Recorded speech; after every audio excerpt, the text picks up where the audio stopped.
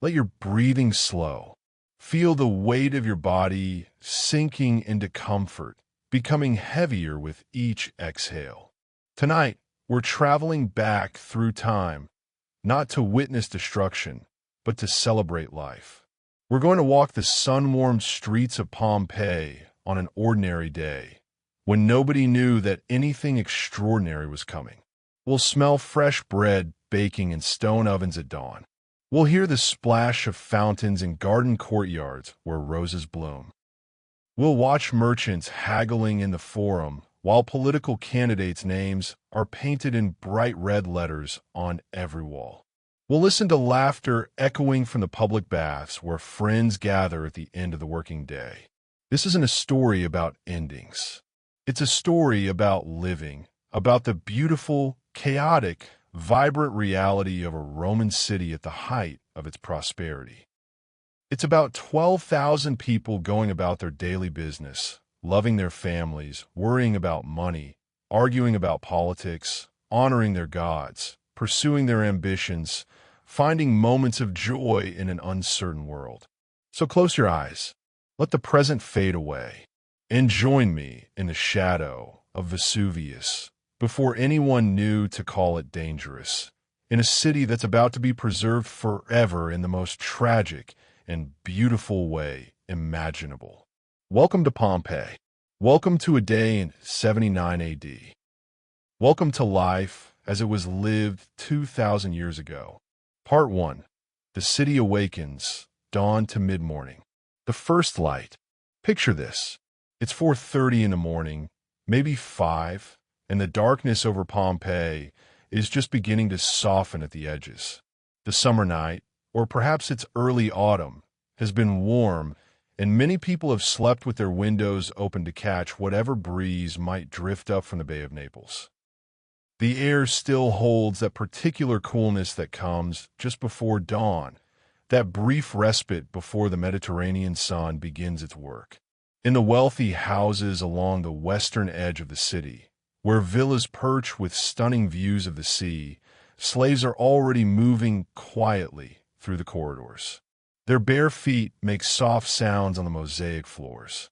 They light oil lamps, those small ceramic vessels with their wicks and handles, creating pools of warm, flickering light.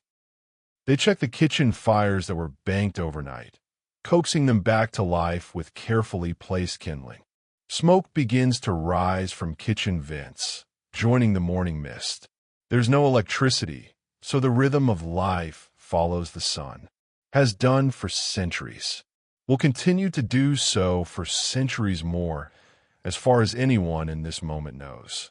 The wealthy might have the luxury of sleeping a bit later, lounging in their bedrooms with their painted ceilings and comfortable beds. But even in the grand houses, someone needs to be up before dawn. Water doesn't collect itself. Bread doesn't bake itself. The invisible machinery of daily life requires constant attention. In the smaller houses, the ones where families live above or behind their shops, everyone rises together. There's less separation between work and life when your bakery is literally your front room and your bedroom is directly above the oven that's been fired since 3 in the morning. You wake to the smell of your livelihood, that particular aroma of baking bread that will permeate this city every morning until the end of time. The morning routine. A potter in one of the workshops near the Via dell'Abbondanza is already at his wheel, fingers shaping clay that will become someone's cooking pot, someone else's wine jug, someone's oil lamp. He's been doing this since he was a boy, learning the craft from his father, who learned it from his father before him. His hands know the feel of clay the way you know the feel of your own skin. He doesn't need to think about it. His fingers understand the exact pressure needed, the subtle adjustments that keep the vessel centered, growing, taking shape. The public fountains are starting to see their first visitors. Women mostly, carrying amphor or smaller vessels, ready to collect the day's water. Only the wealthiest homes have running water pipe directly into their houses, a luxury made possible by the aqueduct that was completed about a century ago during the reign of Augustus. Everyone else comes to the fountains, which are scattered throughout the city at regular intervals. 25 of them, maybe more, each one a gathering point, a place where neighbors meet and news spreads like water flowing downhill. The fountain near the Forum is always busy, even at this early hour. A woman named Julia, who runs a small tavern with her husband near the Via dell'Abbondanza, fills 2 large jugs while chatting with the woman beside her, a neighbor she's known for 20 years. They're discussing the upcoming election for Edile, the city official responsible for maintaining streets and public buildings and organizing the public games. There are campaign slogans painted on walls all over the city, some of them quite creative, some obviously paid for by wealthy supporters, others spontaneous and occasionally satirical. Vote for Gaius Julius Polybius for Duumvir. He makes excellent bread. That one always makes Julius smile, as if the quality of a man's baking has anything to do with his ability to administer justice or manage the city treasury. Though in a city like Pompeii, where everyone knows everyone, maybe there's a connection. If a man is honest in business, perhaps he'll be honest in office. Or at least that's the theory. The character of the city. But Pompeii is like that. Politics is personal here. Everyone knows everyone, or at least knows someone who knows someone. It's a city of maybe 12,000 people, possibly as many as 20,000 if you count the slaves and the temporary residents, and the people who live in the villas scattered through the countryside just outside the walls. Large enough to feel like a real city, with all the opportunities and excitements that implies. Small enough that your reputation matters, that your word is your bond, that you can't hide your mistakes or your virtues. Everyone will know. The eastern sky is turning pink now, that particular shade of dawn that painters spend their whole lives trying to capture on plaster walls. The city is built on a slight rise, a coastal lava plateau created by earlier eruptions of Vesuvius that nobody remembers anymore. From the higher points in the city, you can see the mountain in the distance, its flanks covered in vineyards and farms, looking peaceful and productive in the morning light. It's been quiet for as long as anyone can remember, this mountain. Just a mountain. A good mountain, actually, because that volcanic soil grows the most incredible grapes. Pompeian wine is exported all over the empire, stamped amphor carrying the reputation of this region to Gaul and Hispania and even distant Britannia. The wine merchants of Pompeii are wealthy men, respected, powerful. They know their success depends on that mountain, on that rich, dark soil, on the mild climate and abundant rainfall. Inside the House of the Faun. In the House of the Faun, one of the largest and most magnificent homes in the entire city, covering nearly an entire city block with almost 3,000 square meters of living space. The household is stirring. The atrium slave, a Greek man who has served this family for 15 years, lights the lamps around the impluvium, that rectangular pool that catches rainwater from the opening in the roof. Even though the house now has piped water, the impluvium remains a traditional feature, a connection to the older ways of doing things. The architecture itself is a statement of values. The mosaics around the impluvium are extraordinary, geometric patterns in tiny tesserae, each small stone carefully placed to create intricate designs. The work must have taken months, maybe a year, with skilled mosaicists working day after day to produce this masterpiece. And this is just the entrance hall. Wait until you see the rest of the house. The owner of the house, whose family has been prominent in Pompeii for several generations, emerges from his bedroom wearing a light tunic. He's in his 40s, successful, influential. His hair is thinning slightly, and there are lines around his eyes from years of squinting in the Mediterranean sun. Later today, he'll visit the forum to conduct some business. Maybe stop by the basilica to hear a legal case being argued. Definitely check in with several of his clients who depend on his patronage. But first, like everyone in Pompeii, rich and poor alike, he needs to visit the household shrine, the lararium, to make his morning offerings to the household gods. The lararium in this house is particularly elaborate, painted with figures of Alaras, those protective spirits who watch over the family.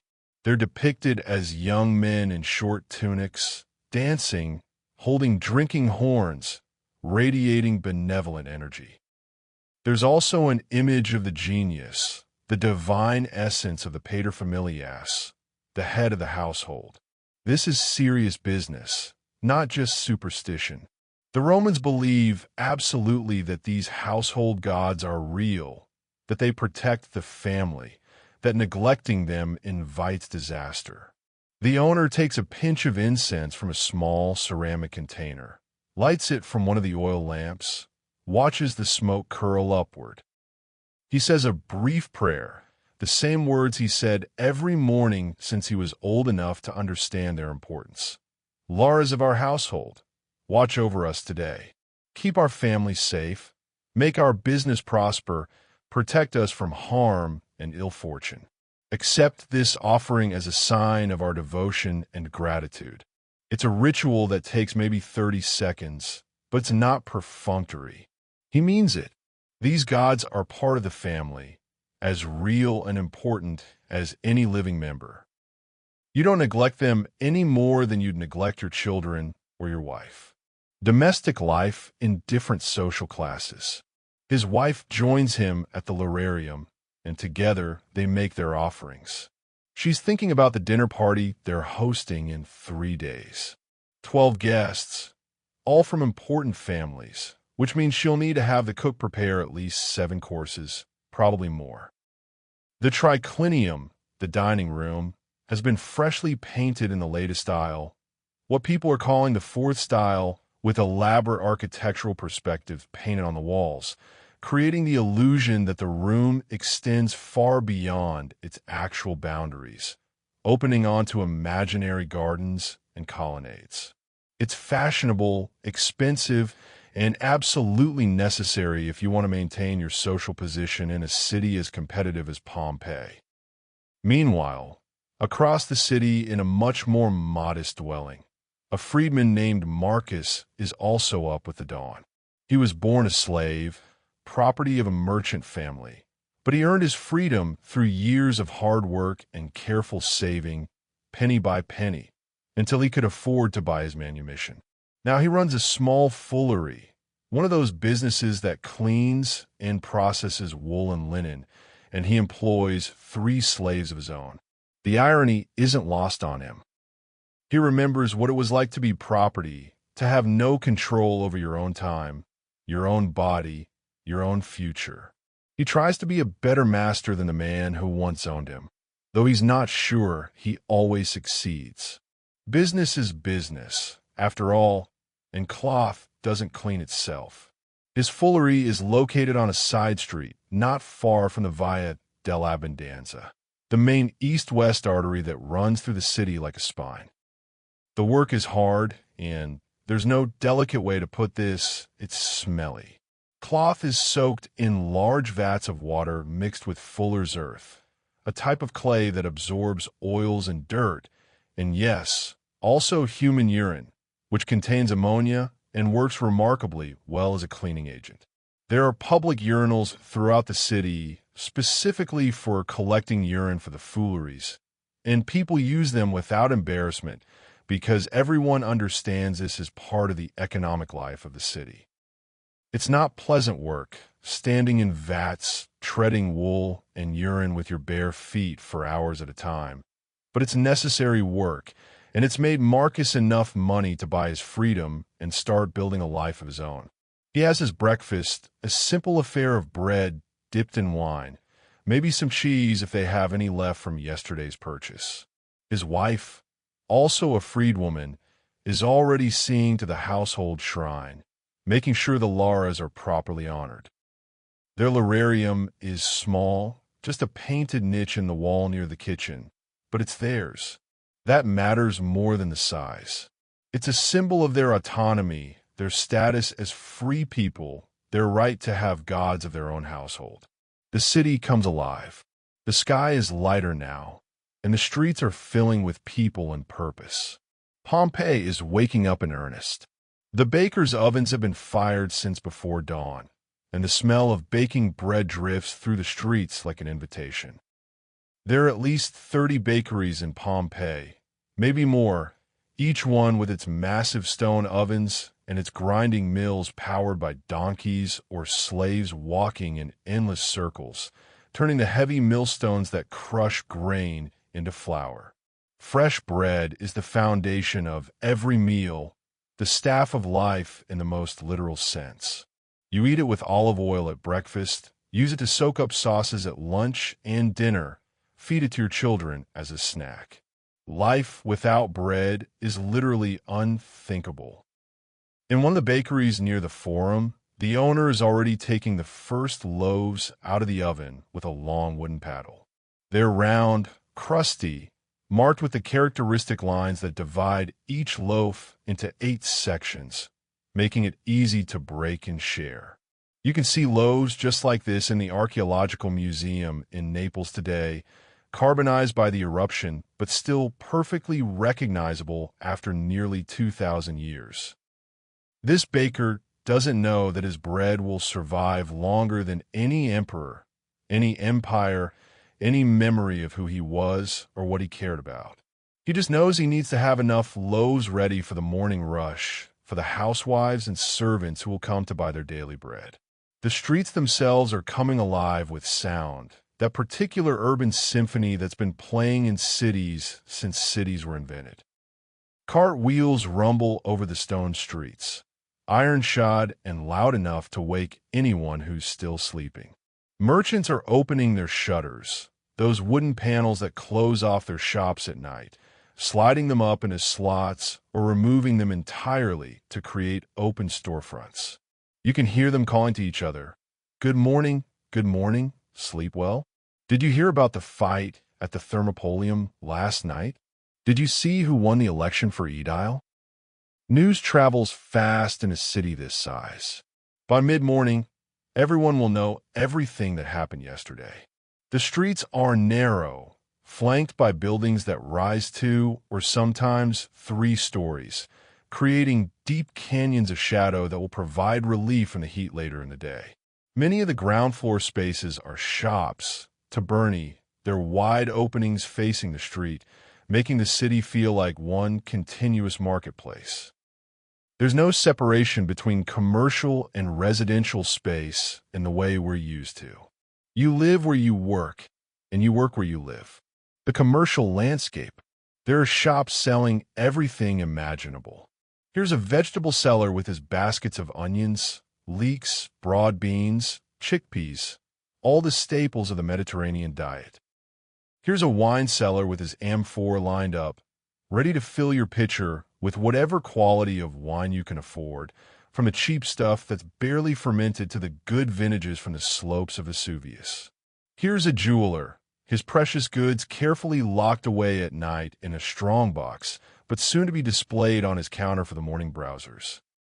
Here's a lamp seller with hundreds of ceramic oil lamps in different designs, some plain and functional, others decorated with scenes from mythology.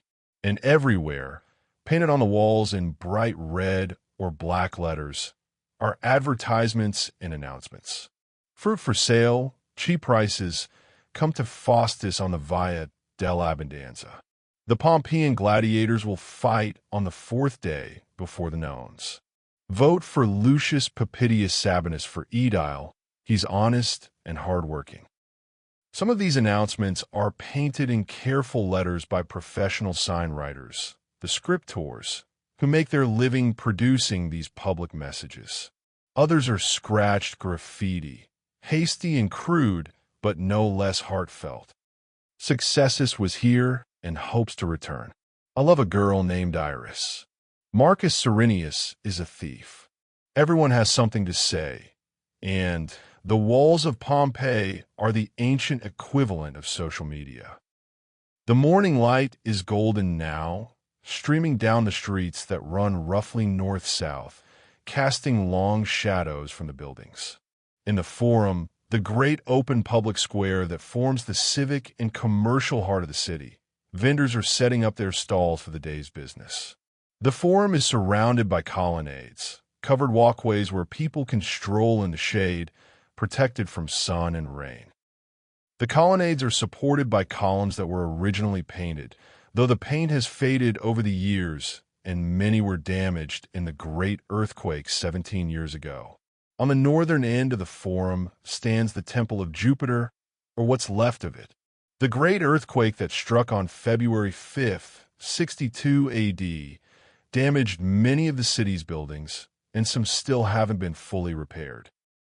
The Temple of Jupiter is one of them, still showing scaffolding and piles of building materials after all these years. The restoration work has been slow, maybe because the people of Pompeii have mixed feelings about Jupiter these days, or maybe they just ran out of money and decided to spend it on other priorities. Earthquakes are expensive, and repairing public buildings requires either public funds or wealthy benefactors, and both are in shorter supply than anyone would like. The Forum, heart of the city, but even in its partially ruined state, the Forum is magnificent. The long rectangular space is paved with white stone, and the colonnade that surrounds it creates a sense of enclosure, of this being a special space set apart from the everyday chaos of the streets. This is where public life happens in its most formal sense.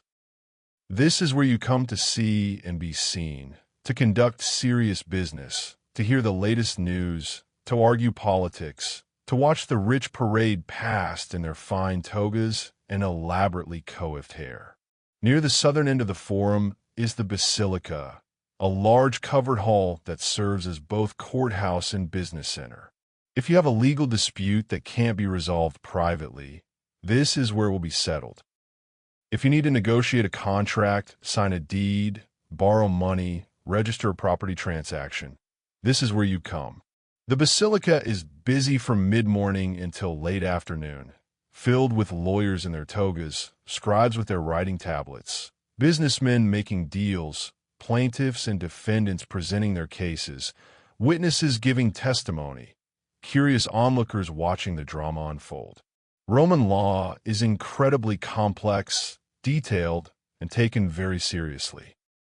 Property rights, contracts, inheritances, marriages, divorces, all of it governed by centuries of legal precedent and current legislation.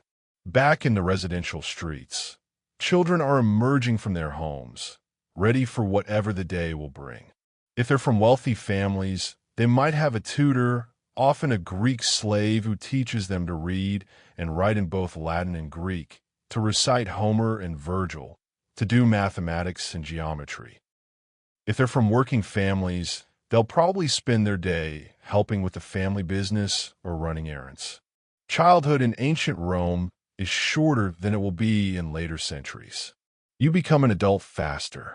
You have to. Economic necessity doesn't wait for prolonged adolescence. A group of boys is playing in the street, rolling dice made of bone, arguing about the rules and whether someone is cheating. Nearby, a little girl is walking with her mother to the market, carrying a basket, learning how to haggle, how to tell if fruit is fresh, how to count change. These are essential skills, as important as reading and writing. Education isn't just about books. It's about knowing how to navigate the world, how to survive, and ideally prosper. Water and infrastructure.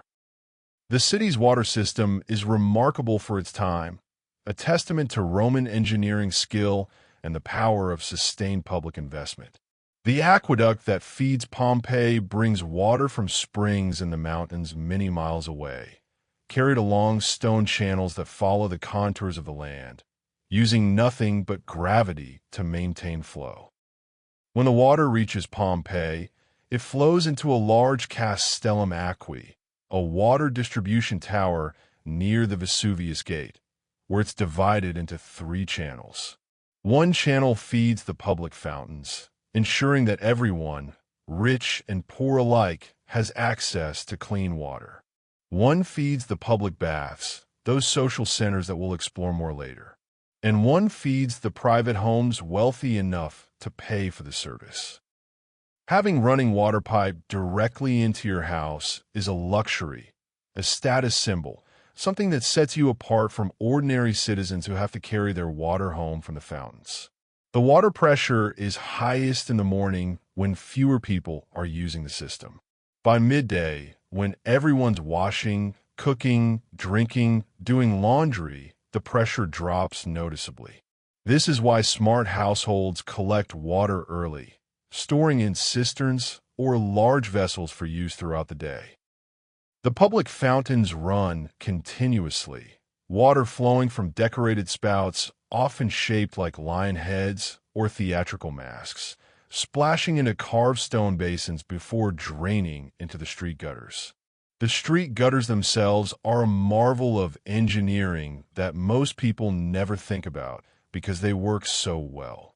Pompeii's streets slope slightly, allowing water to flow downward by gravity, carrying waste and refuse toward the city walls where it drains into the surrounding fields. The streets are paved with large flat stones, and at regular intervals, there are raised stepping stones that allow pedestrians to cross from one side to the other without stepping into whatever is flowing in the gutter.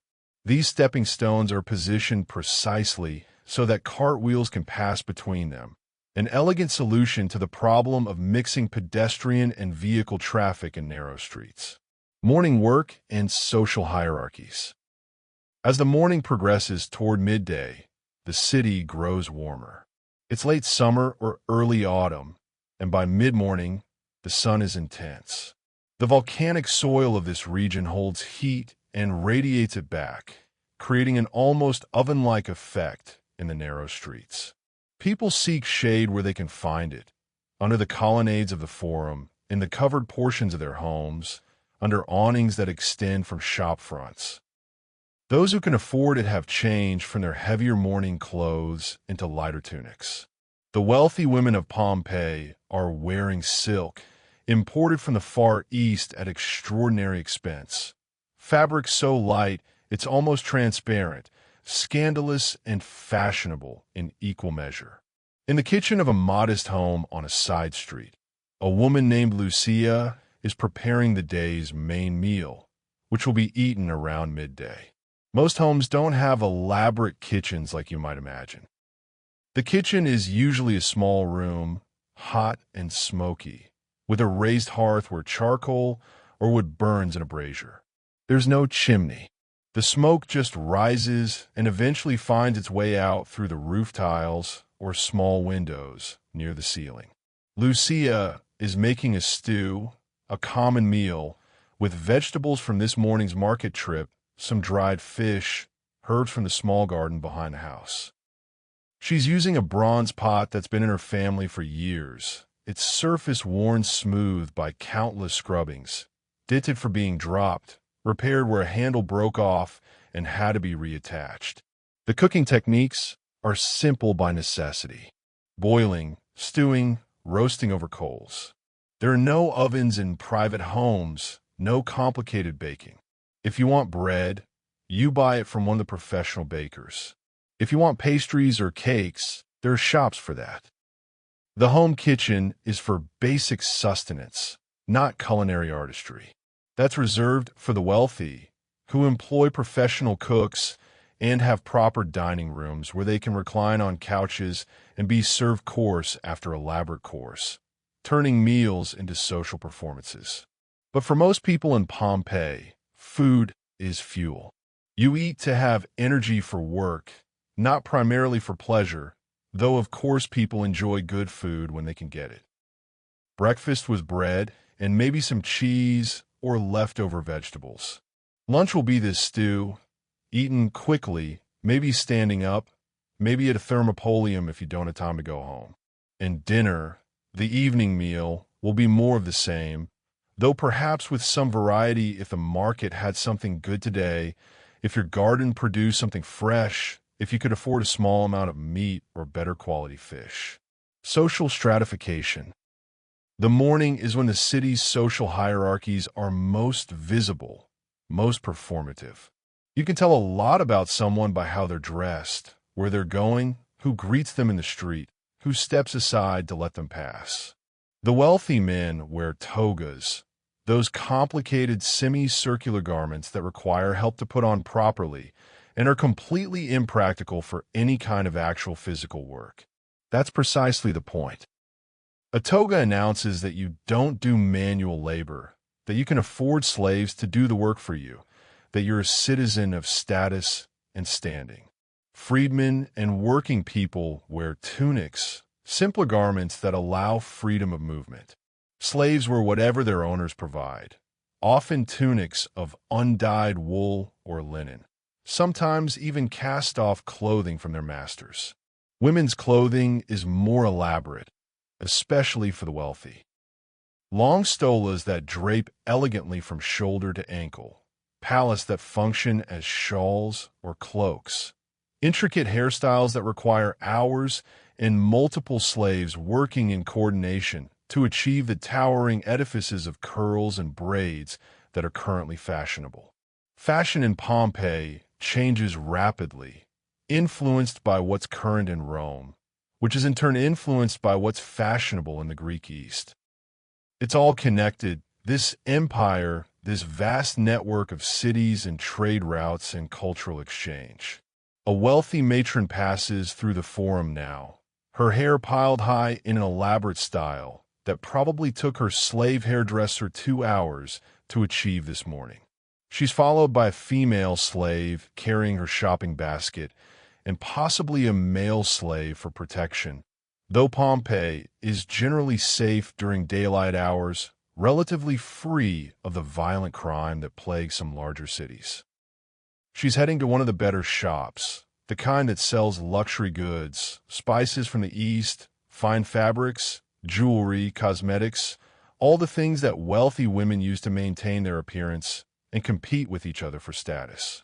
She stops at a shop that sells garum, that fermented fish sauce that Romans put on absolutely everything and consider essential for proper cooking.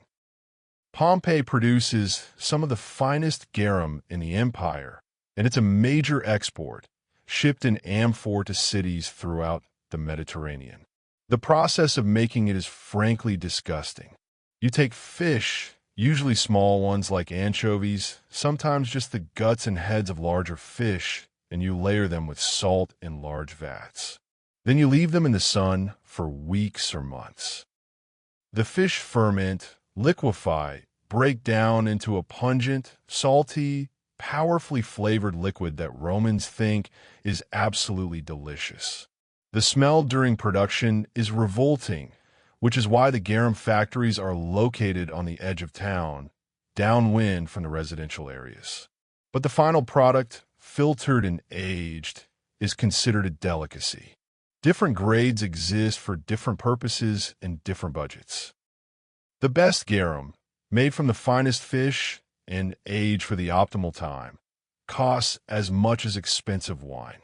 The cheapest stuff, made from scraps and poorly processed, is what working people use to flavor their stews and make their basic food more palatable. This matron is buying the good kind, the kind you serve to guests you want to impress, the kind that announces that you have money and taste and know the difference between quality and garbage. The rhythm continues. The sun climbs higher. The morning is transitioning toward midday. The streets are at their busiest now, a chaotic flow of people and carts and animals.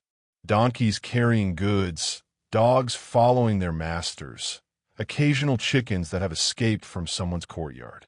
You have to watch where you step. The streets may have gutters and stepping stones, but that doesn't mean they're clean.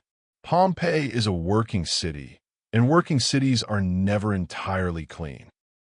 There's dust from the unpaved areas between the stepping stones, animal droppings, spilled liquids, all the detritus of urban life. But there's a vitality to it, an energy that's palpable. This is a place where things happen, where fortunes are made, where life is lived at full volume. Not everyone succeeds, of course. The system is rigged in favor of those who already have wealth and connections. But there's enough mobility, enough opportunity that people keep trying, keep working, keep hoping that they or their children might climb a little higher on the social ladder. The morning has broken fully now. The city of Pompeii alive in ways it will never be again after tomorrow, though nobody walking these streets in this moment has any way of knowing that. They're just living their lives, ordinary lives, on what feels like an ordinary day. The sun is warm on their faces. The forum is busy with business. The shops are doing brisk trade. Children are playing in the streets. Workers are working. Merchants are merchanting. Priests are performing their rituals, and life is flowing forward as it always has, as everyone assumes it always will, world without end. Part 2. Commerce and Industry, the Economic Life. The Pulse of Commerce. The economic life of Pompeii pulses through every street, every building, every interaction between people. This isn't some sleepy provincial backwater. This is a commercial powerhouse, a place where money flows like the water in the aqueduct, where fortunes are built on wine and wool, bread and bronze, garum and gladiators, where ambition and enterprise drive everything, where the pursuit of profit and the pursuit of status are so intertwined that you can't separate them. Let's start with the Thermopolia, because nothing captures the rhythm of Pompeian commerce quite like these ancient fast food establishments. There are nearly 100 of them scattered throughout the city, and they're everywhere you look, especially along the main streets like the Via dell'Abbondanza and the Via di Nola. A thermopolium is instantly recognizable, even today, 2,000 years after the last customer was served. There's a masonry counter facing the street, and set into this counter are large ceramic jars called dolia, which hold hot food and drink kept warm by the heat from a brazier or by being set into the counter over a heat source below. The counter itself is often decorated with marble facing or painted frescoes, advertising the quality of the establishment to passers-by. Some thermopolia have rooms in the back where customers can sit and eat, maybe even gamble or enjoy other services that we'll discuss in more delicate terms later. Others are pure takeaway operations, designed for people who need to grab something quick and keep moving because they're on a tight schedule or because they can't afford to waste time lingering over food. A thermopolium in action. The thermopolium of Vesuvius Placidus on the Via dell'Abbondanza is one of the nicer ones, and right now, at mid-morning, it's doing steady business. Vesuvius himself is there, overseeing his slaves as they prepare and serve the day's offerings. There's hot wine, mixed with water and spices, because Romans rarely drink their wine straight, considering it barbaric to drink undiluted wine like some northern barbarian. There's a thick bean stew, the kind of filling, cheap food that keeps workers going through a long day of physical labor. There's bread, of course, bought from one of the nearby bakeries. There might be some cheese, some olives, maybe some of that fermented fish sauce for people who want to add extra flavor to their meals. Vesuvius is doing well for himself with this business. He was probably born free, maybe from a family of modest means, and through hard work and smart business sense, he's built a thriving enterprise. The thermopolium allows him to support his family, employ a few slaves, maintain a decent house with a small garden. He's not wealthy by Pompeian standards, not living in a villa with elaborate frescoes and marble statues, not hosting dinner parties for the elite, not running for political office. But he's comfortable. He's respected in his neighborhood. His business is honest, his price is fair, and his customers keep coming back, which is the best advertisement possible. Right now, a construction worker stops by. his tunic dusty from a morning spent working on one of the ongoing restoration projects that have been continuing since the earthquake 17 years ago. He orders hot wine and the bean stew, pays with a few small bronze coins, as coins, leans against the counter while he eats. He doesn't have time to go home for lunch, and even if he did, it would take too long to walk there and back. Most workers don't have that luxury. The Thermopolia exists precisely for people like him, people whose labor keeps the city functioning, but who don't have the luxury of a long afternoon siesta and a proper meal at home with their families. The market economy. Next door to Vesuvius's Thermopolium is a shop selling fresh vegetables, and the owner, a woman named Claudia, has her produce displayed in baskets at the front of her shop, where passing customers can see and examine the goods. Onions, leeks, broad beans, lentils, chickpeas. When they're in season, there will be grapes, figs, melons, apples, pears. The volcanic soil around Vesuvius produces incredible abundance, fertility that seems almost magical to people who've worked less productive land. Farmers come into the city every morning with their carts loaded, selling wholesale to shops like Claudia's, who then sell retail to the housewives and servants doing the daily shopping for their households. Claudia is sharp-eyed and shrewd, with the kind of practical intelligence that comes from 20 years of running a business in a competitive market. She knows the wholesale prices. She knows which farmers try to cheat by selling underweight or inferior produce. She knows how to haggle, how to spot quality, how to maintain relationships with reliable suppliers. She's been doing this for 20 years, ever since her husband died and left her the shop and the responsibility of supporting herself and her 2 children, both now grown and married with their own families. A woman running a business isn't unusual in Pompeii. Women can own property, conduct business, enter into contracts, though they don't have the same legal status as men and technically need a male guardian for certain transactions. But in practice, women with money and business sense can wield considerable influence and autonomy. Eumakia, one of the most prominent public figures in Pompeii, is a woman. She's a priestess and a patron of the Fullers Guild, and she paid for the construction of a massive building in the Forum, one of the largest structures in the city center. Her name is inscribed on it in letters large enough to be read from across the Forum. If a woman has money and connections and intelligence, she can accomplish a great deal. The bakeries. Further down the street is one of Pompeii's many bakeries, and these establishments are easy to identify even today because the grinding mills are still there. Those distinctive hourglass-shaped mills made of volcanic stone, incredibly hard and long-lasting. The bottom half of the mill is fixed in place.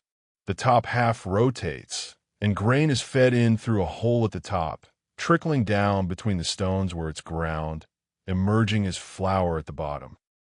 The mill is turned by a donkey or a slave walking in a circle, pushing a wooden beam attached to the upper stone. Around and around, hour after hour, day after day, week after week. It's monotonous, exhausting work, the kind of labor that breaks people down over time. The bakery of Papitius Priscus is one of the larger operations in this part of the city. Priscus comes from an important Pompeian family, one that's been prominent in local politics for generations, and while aristocrats of his grandfather's generation might have considered it beneath their dignity to engage directly in commerce, times have changed. The Roman Empire has created vast opportunities for making money through trade and industry, and the old distinctions between aristocratic wealth from land ownership and commercial wealth from business are blurring rapidly. Priscus owns this bakery, employs both slaves and free workers to run it, and sells his bread both retail from the shop front and wholesale to Thermopolia and taverns throughout the city. The bakery operates almost constantly, stopping only for a few hours at night, when the ovens cool down slightly for cleaning and maintenance. The oven itself is massive, built of brick and stone, taking up much of the interior space, capable of holding dozens of loaves at once. The heat inside is intense, almost unbearable.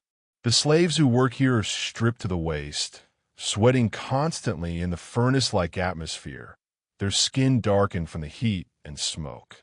Bread goes in as shaped dough, comes out golden and crusty after the right amount of time, is stacked in baskets, and either sold immediately from the shop front or loaded onto carts for delivery to wholesale customers.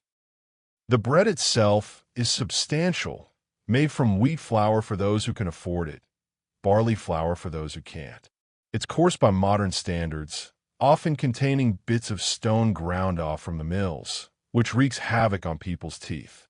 Dental problems are common in Pompeii, and rich and poor alike suffer from worn, broken, abscessed teeth.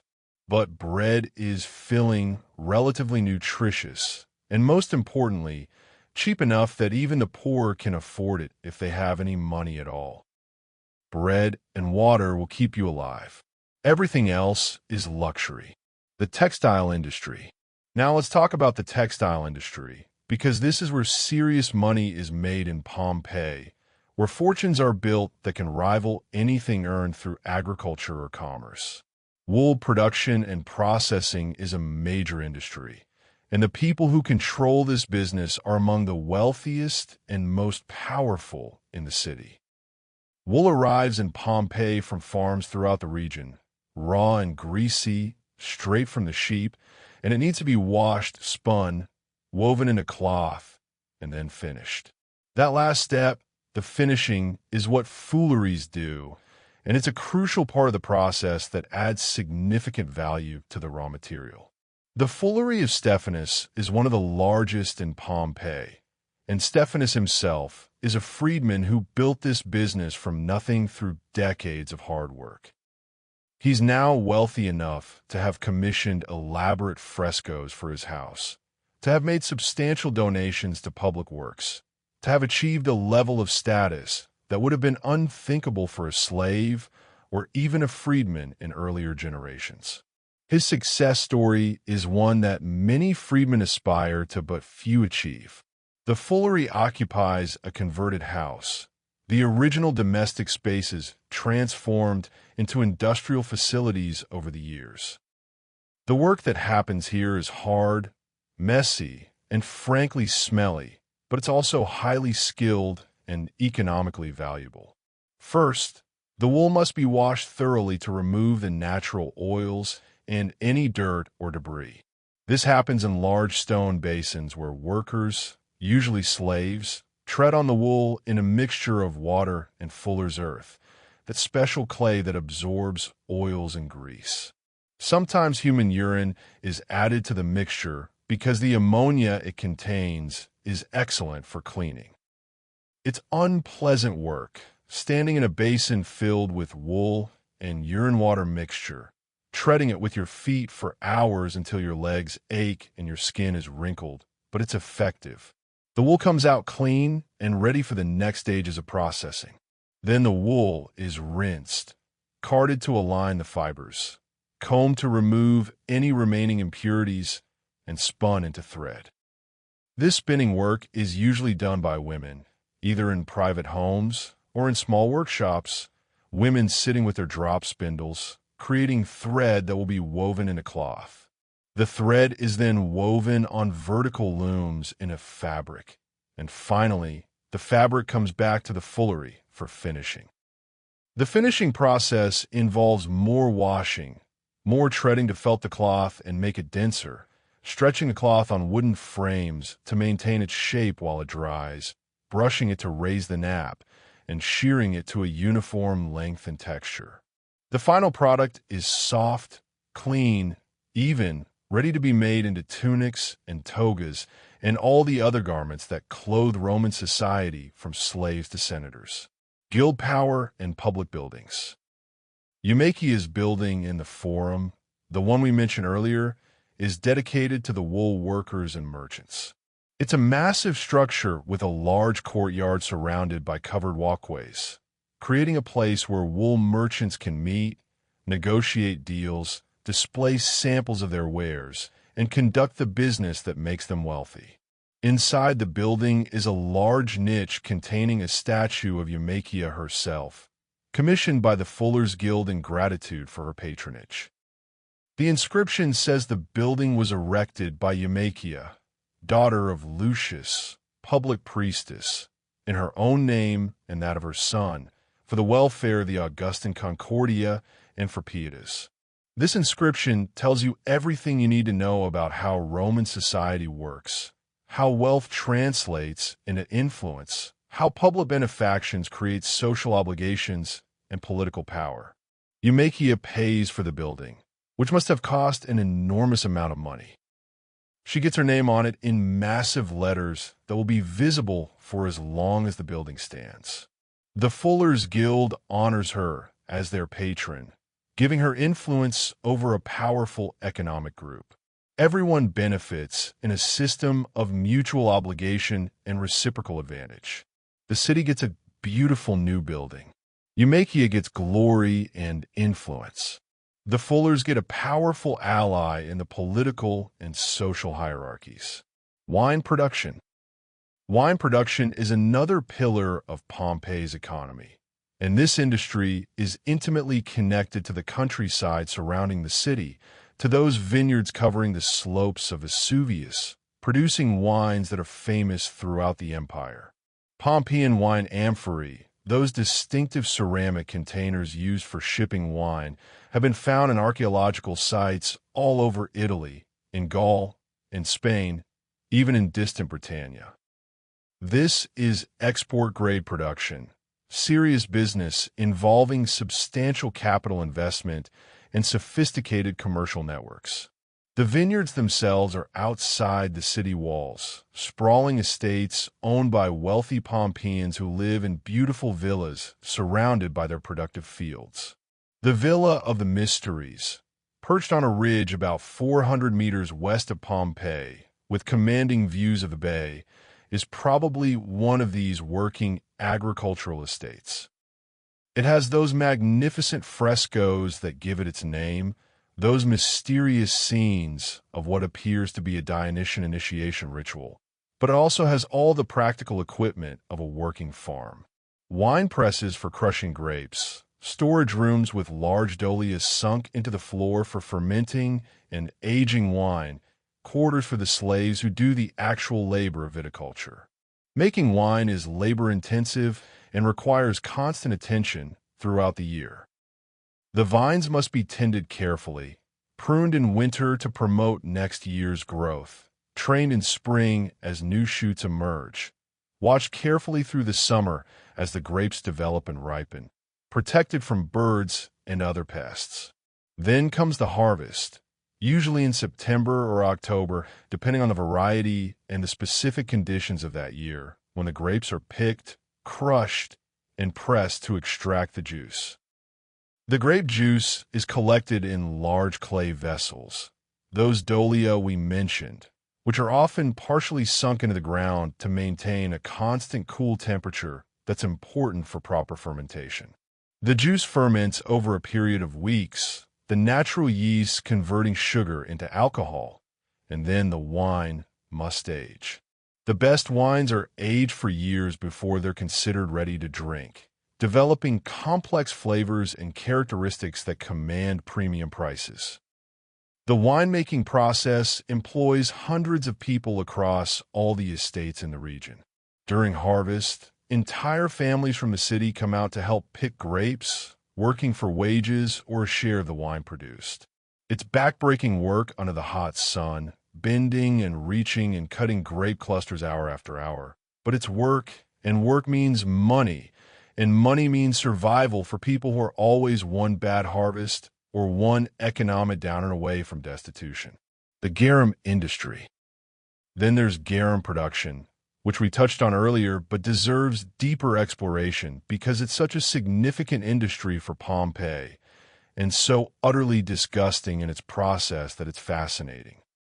Pompeii produces garum on an industrial scale, and the factories are located on the edge of town, as far downwind for the residential areas as possible, because the smell during production is overwhelming, the kind of smell that clings to your clothes and hair and skin, that makes your eyes water and your stomach turn.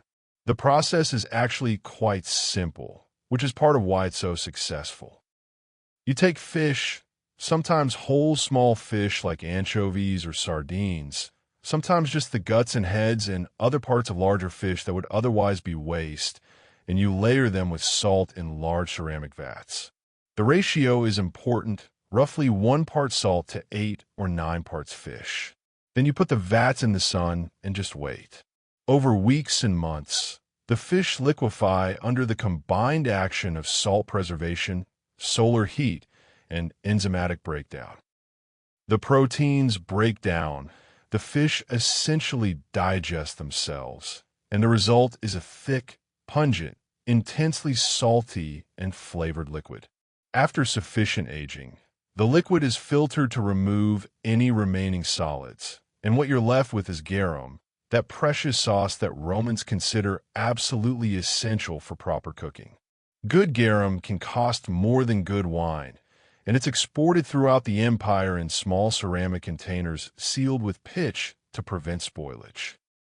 The production is controlled by a few wealthy families who own the factories, the boats that bring in the fish, the salt production facilities, and the distribution networks that carry the final product to markets across the Mediterranean. The workers at these factories are exclusively slaves, and their lives are harsh even by the standards of slavery. No free person would willingly work in these conditions unless they're desperately poor with no other options. The smell is bad enough, but there's also the constant handling of rotting fish, the risk of infection from cuts and scrapes, the exposure to sun and salt that damages skin over time. But the profits are enormous, and that's what matters to the owners, who never have to set foot in the factories themselves, who simply count the money that flows in from this disgusting but incredibly profitable business. Shop life and commerce. Moving through the city, you'll notice that almost every street at ground level is lined with shops, their fronts open to the street during business hours. These are the taberni, and they can be anything from a wine shop to a pottery workshop to a vegetable stand to a prostitute's crib. The ground floor of most buildings is commercial even if the upper floors are residential. In fact, many households combine living and working space in the same structure. You might have a shop at the front selling amphor or lamps or shoes, with the family living in rooms behind and above the shop, going back and forth between work and domestic life without ever leaving the building. There's little separation between home and work in Pompeian life. The Macellum, the central food market in the Forum, is packed by late morning, and this is where you come to buy fresh meat and fish, and the quality is closely regulated by the aediles, those city officials responsible for maintaining standards and protecting consumers from fraud. There are official weights and measures, bronze standard weights, kept in the Forum that merchant scales are regularly checked against. Merchants who cheat customers, who use rigged scales or false measures, can be fined heavily or worse, can have their right to do business revoked. The market stalls display their goods as attractively as possible. Meat hangs on hooks where customers can see it and judge its freshness. Fish are laid out on marble slabs to keep them cool, and everyone knows that fish spoil quickly in this climate, so you buy fish and cook it the same day. Vegetables are arranged in pyramids and baskets. Fruits are displayed to show off their best angles. The noise is incredible, merchants shouting their wares, buyers haggling, money changing hands, animals making the sounds that animals make when they're about to be sold and slaughtered. Currency and credit. Currency in Pompeii is a mix of coins in various denominations. Gold aurei for large transactions, though most people never see gold coins in their entire lives. Silver denarii and sestertii for medium-sized transactions, the kind of money that changes hands when buying property or paying substantial debts. Bronze asses and quadrants for daily purchases, small coins that buy a cup of wine, a loaf of bread, an hour with a prostitute, entrance to the public baths. Most working people deal almost exclusively in bronze. They see silver occasionally. They never touch gold. But currency isn't the only form of payment. Credit is also common and essential to how the economy functions. If you're well known and trusted in your neighborhood, shopkeepers will extend credit, keeping a tally of what you owe, letting you buy now and pay later. At the end of the week or month or season, you settle up, paying what you owe in cash, or if you're a shopkeeper yourself, potentially in goods. This system of mutual credit depends entirely on reputation and social connections. If you default on your debts, everyone in the neighborhood will know within days, and your credit will evaporate. In a city the size of Pompeii, your reputation is everything, and you guard it carefully because once it's damaged, it's almost impossible to repair. There are also bankers, argentarii, who operate from offices in and around the Forum and the major commercial streets. They accept deposits, paying modest interest on money left with them. They make loans, charging significantly higher interest on money they lend out. They exchange currency, converting foreign coins to Roman denominations, and vice versa. They facilitate long-distance business transactions through letters of credit that allow merchants to do business across the empire without having to physically transport large amounts of coin, which is both dangerous due to robbers and inconvenient due to the weight of metal. Banking in the Roman world is surprisingly sophisticated, with financial instruments and practices that wouldn't be out of place in much later economic systems. Double-entry bookkeeping hasn't been invented yet, but careful records are kept, contracts are written and witnessed, disputes are resolved through legal proceedings.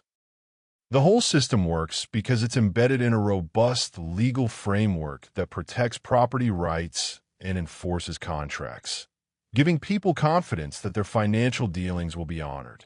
Specialized crafts. The blacksmith's quarter is near the eastern edge of the city, where the noise of hammering and the smoke from the forges will bother fewer people.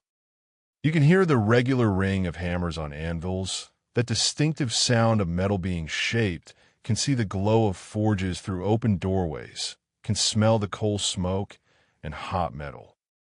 They're making tools for every profession, horseshoes for the animals that provide transportation and labor, nails in various sizes for construction. Weapons, though these are more tightly controlled than other metalwork, decorative ironwork for buildings, repairs to all the metal objects that wear out with use. Iron and bronze are valuable materials, expensive to produce from ore, so broken items are repaired rather than discarded whenever possible.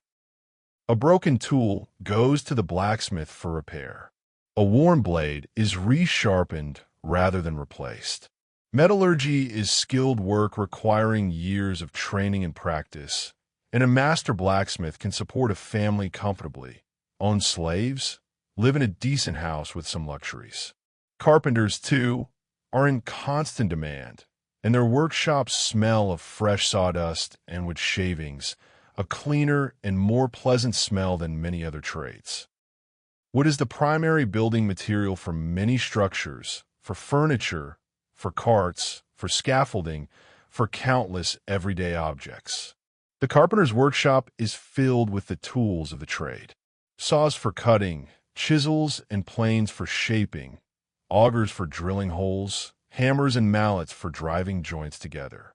There are no power tools, so everything is done by hand with muscle and skill and patience.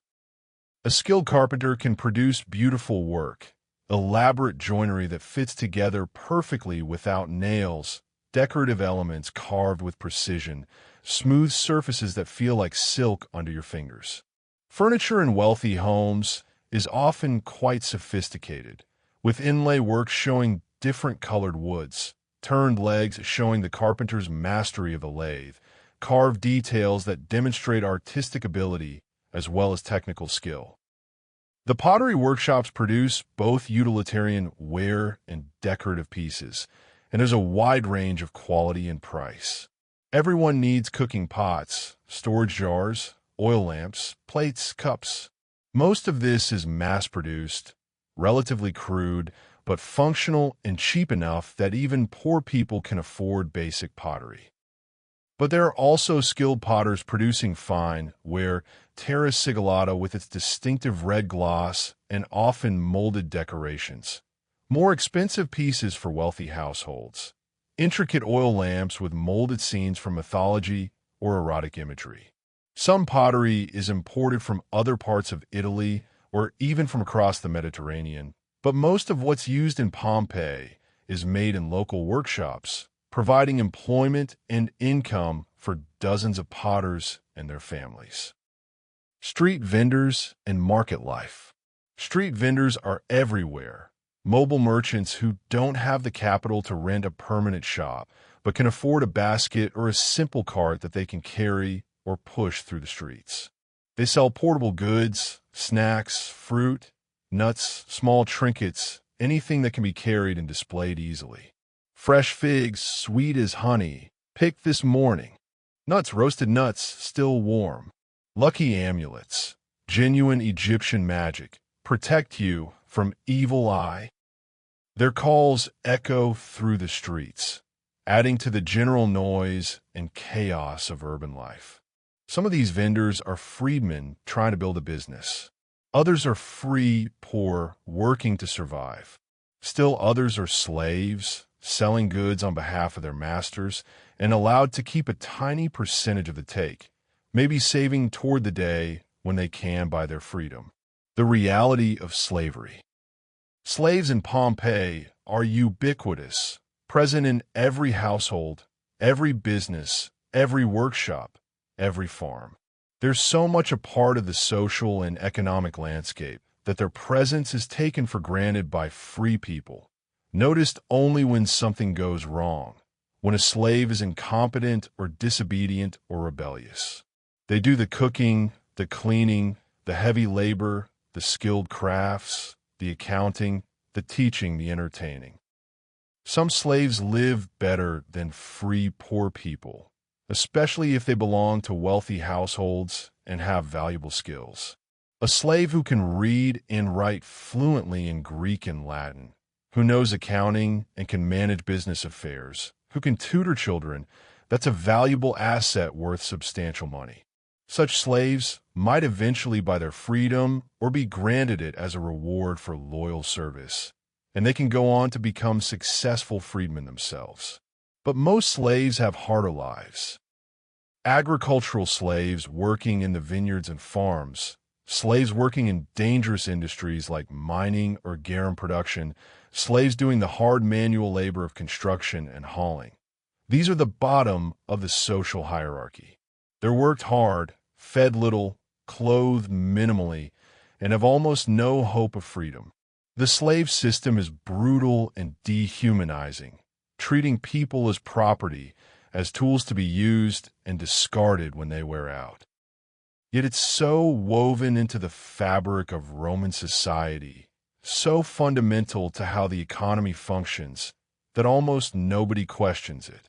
Even freedmen, people who were themselves enslaved and remember what that was like, often own slaves once they have enough money. It's just how the world works, as natural and unremarkable as the sun rising in the east.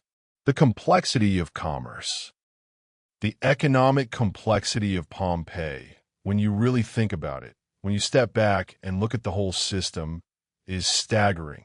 This is a city of maybe 20,000 people at most, yet it supports dozens of different industries, hundreds of businesses, thousands of commercial transactions every single day. There's specialization and division of labor on a scale that requires sophisticated organization. There's long-distance trade connecting Pompeii to markets throughout the Mediterranean. There's banking and credit and financial instruments. There's quality control and weights and measures and consumer protection. There's import and export, manufacturing, agriculture, crafts, services. All of this without computers, without modern communications, without any of the technology we take for granted. What they have instead is human effort, organization, and the accumulated knowledge of centuries of trial and error. They have the Roman legal system, which protects property rights and enforces contracts with reasonable efficiency. They have Roman engineering, which provides the infrastructure of roads, aqueducts, and harbors that make commerce possible. They have the Pax Romana, the Roman peace maintained by military power, which keeps the trade routes safe and open. And they have something less tangible but equally important: social trust and reciprocal obligation. The belief that if you deal honestly, if you honor your commitments, if you play by the rules, you can succeed. Not everyone succeeds, obviously. The system is heavily tilted in favor of those who already have wealth and status and connections. But there's enough mobility, enough opportunity, enough examples of people who've climbed from poverty or slavery to comfort or even wealth that people keep trying, keep working, keep hoping. The afternoon is approaching now, and the pace of business is starting to slow slightly as the hottest part of the day begins. Shops will close for a few hours. People will go home for their midday meal and a rest. The city will enter a brief period of relative quiet, a pause in the relentless commercial activity. But before we follow the city into its afternoon rhythm, we need to understand where all these people live, how the architecture of Pompeii shapes and reflects the social hierarchies we've been exploring. Let's turn our attention now to the houses, to the physical spaces where Pompeian life unfolds. And so we've walked together through the streets of Pompeii on an ordinary day, when the city was alive with all the complicated beauty of human existence. We've smelled the bread baking in stone ovens, heard the splash of fountains in peristyle gardens, felt the heat of the afternoon sun on ancient stones, watched the intricate dance of commerce and culture, religion and daily routine, ambition and simple survival. Pompeii wasn't perfect.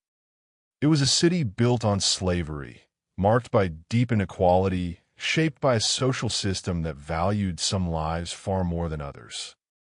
But it was also a place where people loved and laughed, where they built beautiful things not out of necessity, but out of a desire for beauty itself, where they found meaning in their work and joy in their relationships, where they honored their gods with genuine devotion, where they cherished their families and friends, where they struggled and persevered and sometimes triumphed. What makes Pompeii eternally fascinating? What draws millions of visitors to walk its excavated streets every year? What inspires endless research and writing and wondering is how completely it captures a single moment of human civilization. Most ancient cities have faded gradually over centuries, leaving only scattered ruins, fragmentary records, disconnected artifacts that we struggle to piece together into coherent narratives. But Pompeii froze on that terrible day in 79 AD, preserved under 20 feet of ash with such astonishing completeness that we can know how people lived in ways that are simply impossible for any other ancient city. We can see the graffiti they scrawled on walls, everything from political slogans to love notes to crude insults. We can examine their household shrines with their painted Lauras still visible. We can walk their streets with the original paving stones under our feet. We can enter their homes and stand in the same rooms where they ate and slept and argued and made love. We can trace the routines of their days, understand the structures of their society, glimpse their beliefs and fears and dreams and hopes. And in doing so, in immersing ourselves in the archaeological evidence of their lives, we discover something that bridges the 2,000 years between their time and ours, something that makes all the detailed research and careful reconstruction worthwhile. we discover that they were human, just like us. Fundamentally, essentially, recognizably human despite all the surface differences of language and clothing and custom and belief. They worried about money and status, just like we do. They loved their children with fierce devotion. They gossiped about their neighbors. They worked hard at jobs they sometimes hated to provide for their families. They looked for moments of pleasure in a life that was often difficult. They hoped for better futures for themselves and their descendants. They feared loss and disease and death. They argued about politics. They fell in love. They made art. They told jokes. They were us, wearing different clothes, speaking a different language, living in a different time, but us nonetheless. That's the real gift of Pompeii. Not the spectacular destruction, though that's what preserved it. Not the tragic deaths of roughly 2,000 people, though those deaths remind us of our own mortality and the fragility of our own civilizations. The gift is the life, the ordinary, everyday life, so completely captured that it still breathes across the millennia, so thoroughly preserved that we can reconstruct not just what people did, but something of how they felt doing it, what it meant to them to be alive in that place at that time. So as you drift towards sleep tonight, you can carry with you the image of a city in sunshine, alive with activity and purpose and human connection. A city full of people going about their business, unaware that anything extraordinary is about to happen, simply living their lives one day at a time, just as we all do. Just being human, just existing in that precious, precarious, beautiful thing we call the present moment, which is all any of us ever truly have. Thank you for listening tonight, for sharing this journey to Pompeii before the ash. If you enjoyed walking these ancient streets with me, I'd love it if you could subscribe to Mystic Sleep Tales and turn on notifications so you never miss another episode. We travel to fascinating places and times together, exploring mysteries and histories from around the world, always in this calming, immersive style designed to help you relax and drift peacefully into sleep. I'm curious, where are you listening from tonight? And what time is it where you are? Are you in the Americas, perhaps on land where other ancient civilizations once thrived? Are you in Europe, where Pompeii's ruins still stand waiting for visitors? Are you in Asia or Africa or Australia, somewhere with your own deep history and mysteries? Please drop your location and time in the comments. It's always wonderful to see how far these stories travel, how people from all over the world come together and share curiosity about the past. And if you have suggestions for future episodes, please share those too. Maybe there's a historical event or mystery from your own culture or region that deserves to be explored. Maybe there's a place you've always wondered about, a time period that fascinates you, a question about the past that keeps you thinking late at night. Your comments and suggestions directly shape what we explore together in future episodes, so please share your thoughts. This is a conversation, not a lecture, and your voice matters. If you know someone else who loves history, who finds peace and comfort in learning about how people lived in other times and places, who might enjoy drifting off to sleep while traveling through the past, please share this episode with them. Word of mouth is how this channel grows, and every share helps more people discover these nighttime journeys we take together. Until next time, sleep well. Dream of sunshine on ancient stone, the splash of water in garden fountains, the bustle of markets and the quiet of evening, the laughter of children playing in narrow streets. Dream of a city that lived and loved and left us the most extraordinary gift imaginable, a window into the ordinary beauty of being alive, of being human, of existing in time. May your dreams be peaceful. May your rest be deep. And may you wake tomorrow remembering that every ordinary day is precious because we never know which day will be our last ordinary day before something extraordinary changes everything forever. Good night.